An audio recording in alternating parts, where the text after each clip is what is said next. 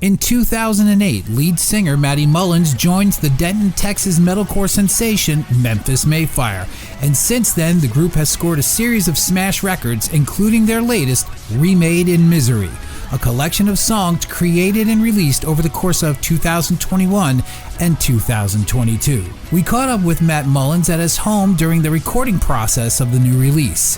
What we talked about turned out to be much more than just a recording of Remade In Misery. He shares his thoughts on the industry, faith, tapping into the human condition, and more. This is an up-close and personal 99 WNRR and Launchpad Live Vault interview with Matty Mullens from Memphis May Fire. Hey, what's up? This is Matty from Memphis May Fire, and you're listening to 99 WNRR.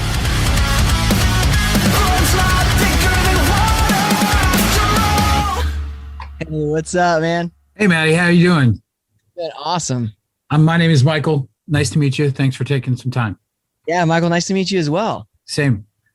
First of all, I know it's a week in advance. Happy birthday in advance.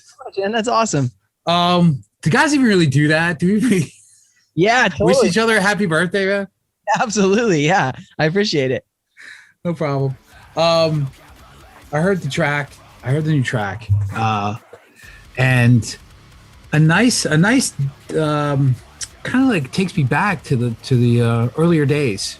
Yeah. Of Memphis. Was that conscious? Was that a conscious effort, or was it something that was organically happening as you were doing the writing? Because I watched a few interviews. I knew that you guys were in the writing stage during the pandemic and everything like that. Was that something that organically happened, or was it being cooped up for too long and you get a little bit more angst out there? What was going on with that? I think it was natural. And I mean, we had discussed that we wanted to do some writing that felt more like our roots, because we wanted to rediscover that angst, that early on angst, that we had as a band.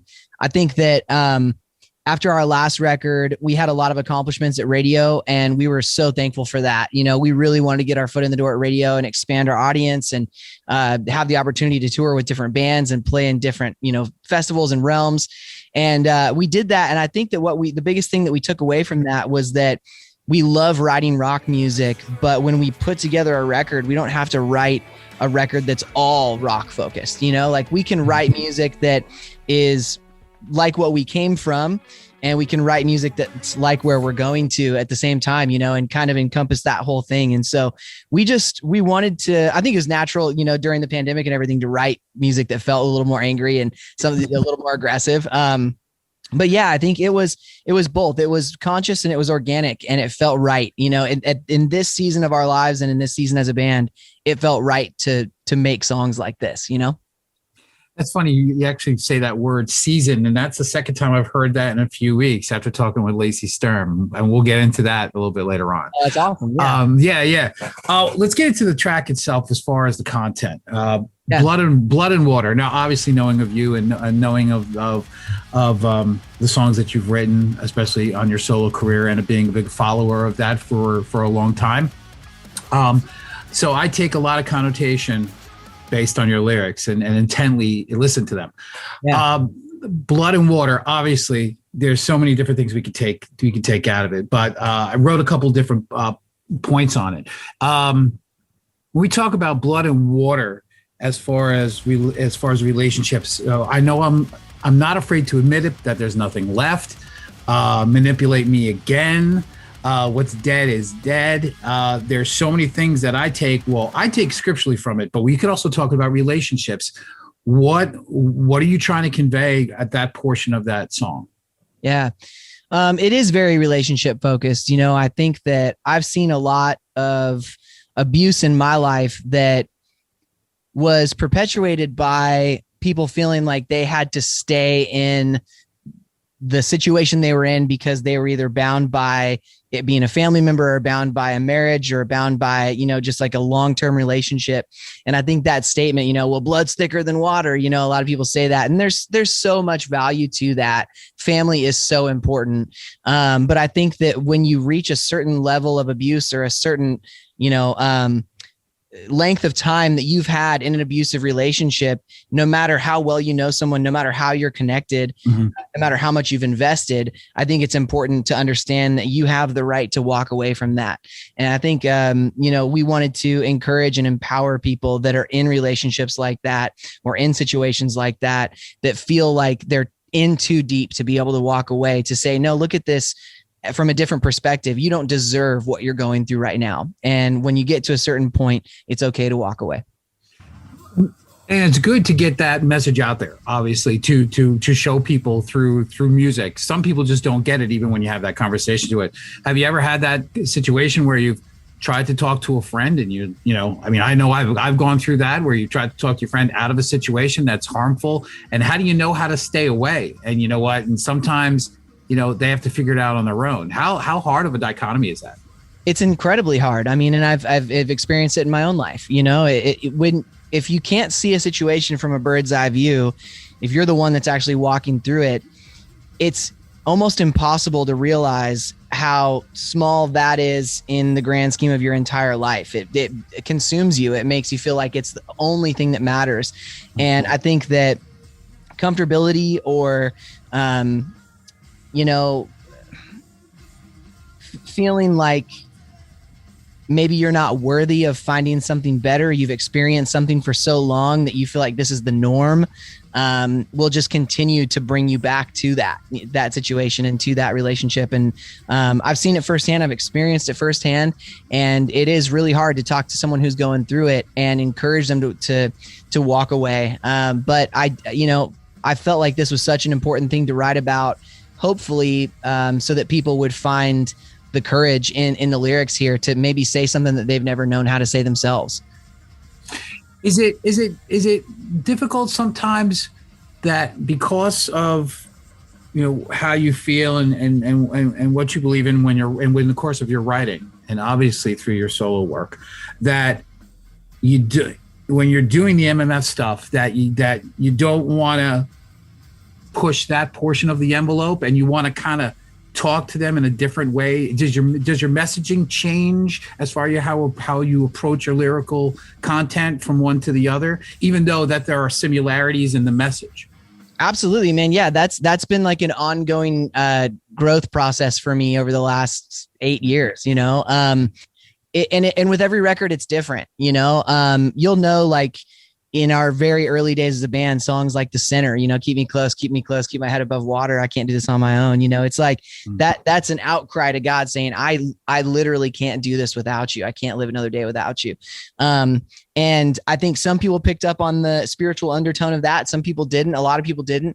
And then we put out records like, Unconditional, where I was in the most important season of my life. It was the hardest season of my life, and it was the most important season of my life, where I was having suicidal thoughts, struggling with anxiety and depression, and reaching out and saying, God, if you're real, if you're not just the God that my parents told me about, I need to know you on a deeper level, because I'm pretty sure that's the only reason I want to stay alive. And so my faith came out so heavy in that record, and then growing past that, having lived through that season of my life and moving into a new season, I've realized that emotions of fear and of anger and of anxiety and emotions of freedom and joy and relief and spirituality are all part of the human existence. You won't hear a lot of the anxious and fearful and aggressive style lyrics on Christian radio, because that's not what the format is for. The format is for encouragement, Right. And you won't hear a lot of faith-based and spiritual lyrics on, active rock radio and things like that, because that's not what that format is for. But both of those things are part of the human experience. Both of those things are things that every human feels and goes through, whether we express those in our individual pockets of what we do in life or not. So being able to do both and express both is extremely important to me. People are like, man, is it hard to like switch one off and switch one on? I'm like, no, because they're both fully me. As hard as it is to believe, I think that when you get into art, artists often feel confined to express themselves in one avenue because that's what they want to be known for, and that's where they want to be respected. And I have just chosen to be fully me in all aspects of my life, which means sending songs to Christian radio and sending songs to active rock and sending songs to the mosh pit. You know what I mean? Like that's, it's all me. True. And I mean, the positive thing too, because I've seen this happen a lot, is that, it's still a great thing if someone who normally wouldn't get that out of the content, but wind up getting it out of the content while they're in the mosh pit or what have you, is a positive thing. Why not?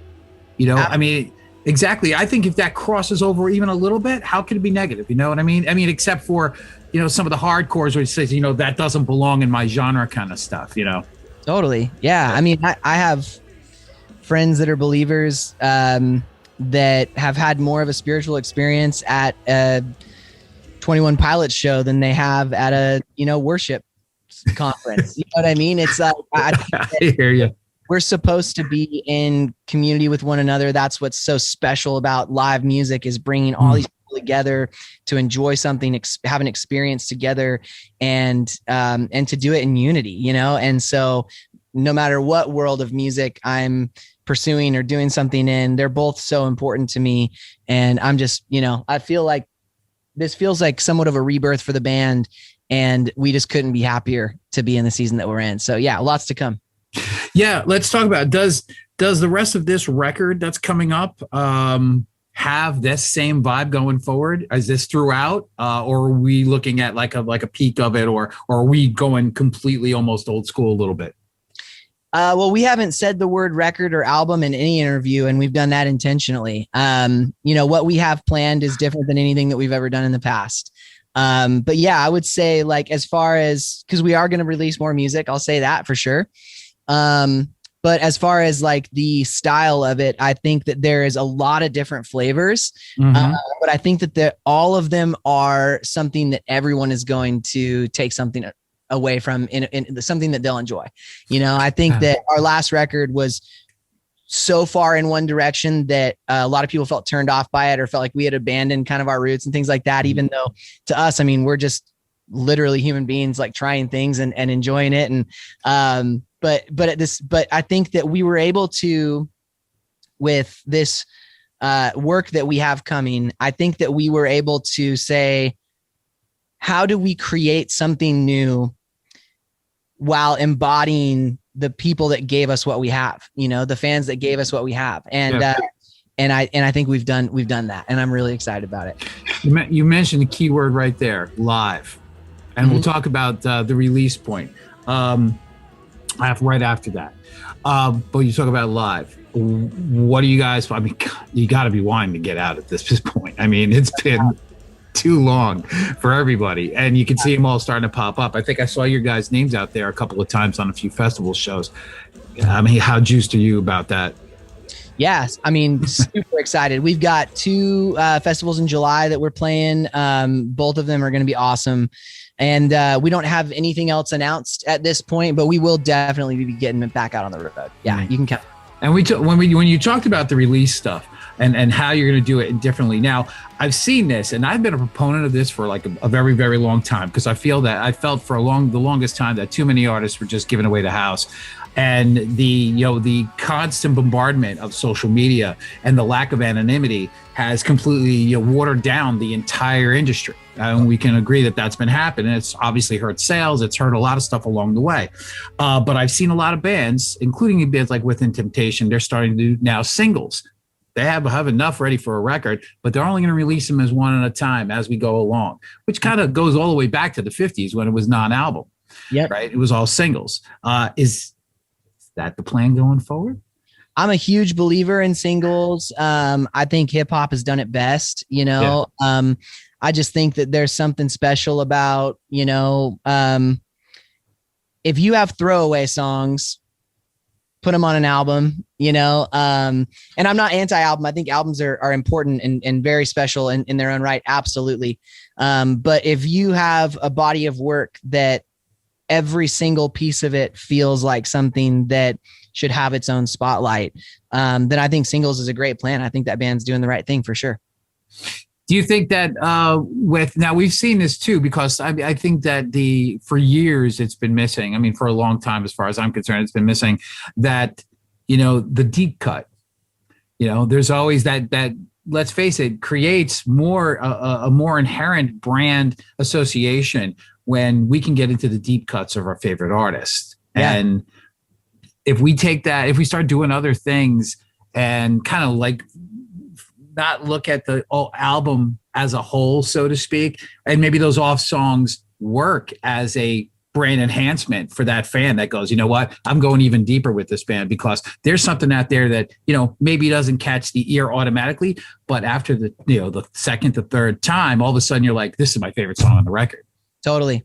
Yeah. And there are those fans, and those fans are so incredibly special to us, because we know that we can create something, put it out as a whole, and there are people that are going to read into every single lyric and go really deep on, you know, I wonder what this means. Well, this is what this means to me, and I can't wait to hear what it means to them. I can't wait to hear this one live, even though it's not a single, and all this kind of stuff. That's so important. But I think it's also just, and I don't want to be cynical, but I just feel somewhat hopeless with that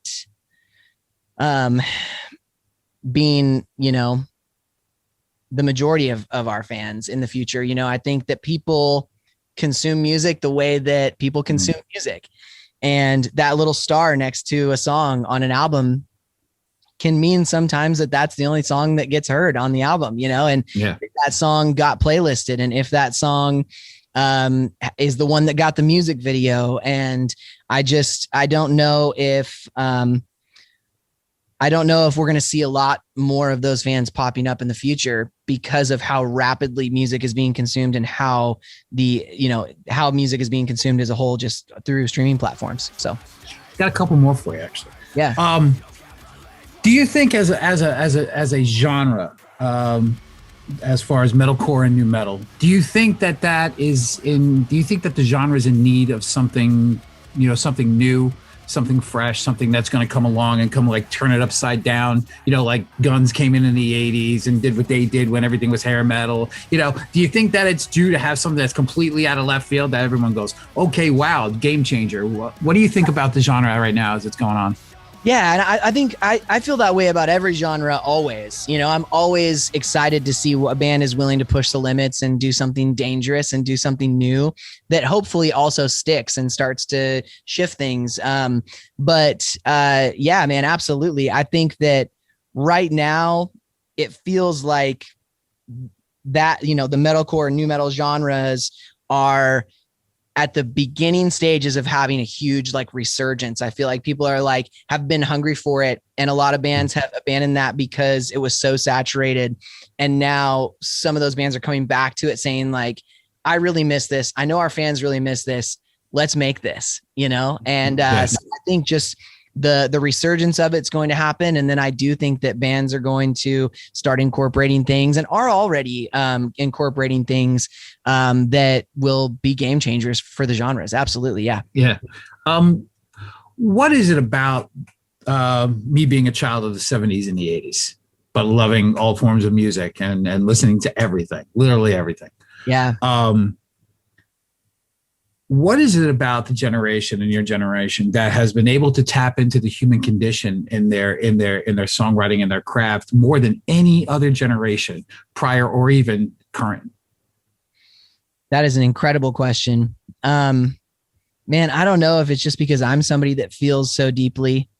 But I think that, and I hope that a lot of the things that people were ashamed to speak up about are becoming more normalized. And that's so incredibly valuable. I think that there were things that people that were struggling with, you know, 30, 40, 50 years ago, 20 years ago, 10 years ago, that you'd be ridiculed for shaming, or ridiculed for sharing. I mean, and I just think that more and more light is being shed on how hard life is and how much everybody goes through, no matter how much money you have, no matter what color your skin is, no matter what your upbringing was, no matter what your, you know, geographically where you're from in the United States or in the world.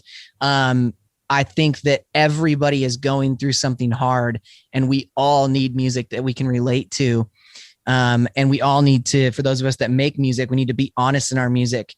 The more that we talk about these things, the more that they seem smaller, you know, and the more that we have the power over it. rather than it having the power over us. And I just, specifically speaking to anxiety and depression there and my own experience with that. I think that people are tired of being fake. And I think that real topics are being discussed, and it's awesome.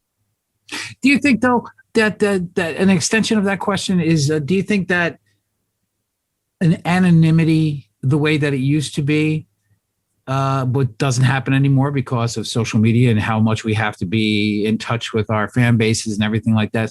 But do you think that anonymity back then was a good thing and that it should return because it gave the space for the artist to breathe? Oh man, that's such a loaded question. Sorry. No, that's awesome. You're a great interviewer. I think that there's pros and cons to social media, and I think that it's never going away. I think that that's the honest truth. I think that we have to embrace the fact that, fans these days are more interested in knowing the behind the scenes and the every day-to-day life of the musicians that they admire, more so than they are just the mysterious, like rock star that shows up on stage and gives you a great show. I think now that it's accessible, people almost demand it, for those artists that are able to remain social media-less and still have a career. I'm so envious, right? But it's, it's something that I think that it's demanding. It has to happen. And I think that it's never going away, and you have to embrace it or you don't, and I just think it's going to be there. It's always going to be there. And I think it's only going to get even more intense. Absolutely amazing answers. Thanks. This is great conversation. Wow. There's a lot of stuff to think about. I'm going to be stewing on this for a while. Had a good time. Thank you. Great conversation. Man, I really appreciate how deeply you think and that you ask questions like that, man. I really do appreciate this. I had a great time. Okay. Me too. Awesome, man. We'll see you again. Take care.